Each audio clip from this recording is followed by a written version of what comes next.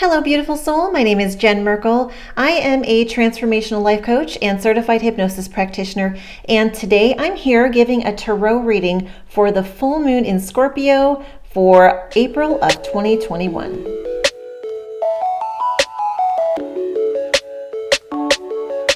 Before I get into that, don't forget to check out my website, jenmerkelhypnosis.com. You can learn about my hypnosis programs, as well as book your own private tarot reading over video. And I also have an intuitive development program. So if you're interested in learning how to trust your intuition, you can learn more about that right there, jenmerkelhypnosis.com. Also, don't forget to tune into the podcast that I co-host. It's called Spiritual Basics Podcast with April and Jen. And we do talk about tarot a lot, as well as the moon. So check it out right here on YouTube or any of your favorite podcast platforms. This video is for the full moon in Scorpio, which is happening, if you're here in the US, it's happening on Monday, April 26th in the evening. That's April 26th, 2021. But know that if you're coming here and you found this video outside of that time frame, then you're meant to hear this message. Just know that the universe brought you here for a reason. Also keep in mind that moon energy will be happening 48 hours before and 48 hours after it actually is at its peak. So in this case, you might feel it anywhere from the 24th through the 28th. All right, so let's get into the reading. Today I am using the Radiant Rider-Waite Tarot, just basically like the regular Rider-Waite Tarot. It's just the images are a little more filled in and a little less primitive, but it's a lovely deck and I'm sure you'll recognize the images when you see them. Also, I'm going to be using a tarot spread that I created specifically for the full moon. I will share that in a link in the description so you can use it yourself if you want to. It can be used for tarot or oracle cards. All right, got these all nice and shuffled up. Okay, now the first question we're asking is, what is the overall energy for this full moon in Scorpio? And it's the Fool. The Fool is the first card in the major arcana, so it's about beginnings. It's about new things. It can also be about innocence, but with that comes being naive. So as you can see from this imagery, you can tell that the Fool is embarking out on an adventure, but he's not really looking where he's going and he's about to step off a cliff. So this is kind of like a reminder that we should trust the universe, but let's pay attention to what's around us that might cause us some danger. It doesn't necessarily mean you're going to literally walk off a cliff, maybe more figuratively, but it doesn't hurt to just have your guard up on all accounts.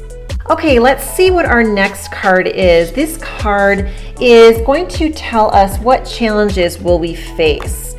And we have the Two of Cups. Now this is interesting because the Two of Cups is really a very positive card. It's about love and emotions. Especially when you see the Two of Cups in a reading, often it means a new love interest. However, because we're asking this question, what challenges will I face? What I think it's about is making emotional decisions. You know, we've got the Two, which is about choices, and the Cups, which is about emotions. So we should be on the lookout for some emotional choices we might have to make. They are probably going to tear at our heartstrings, and it's probably going to be hard to choose one or the other.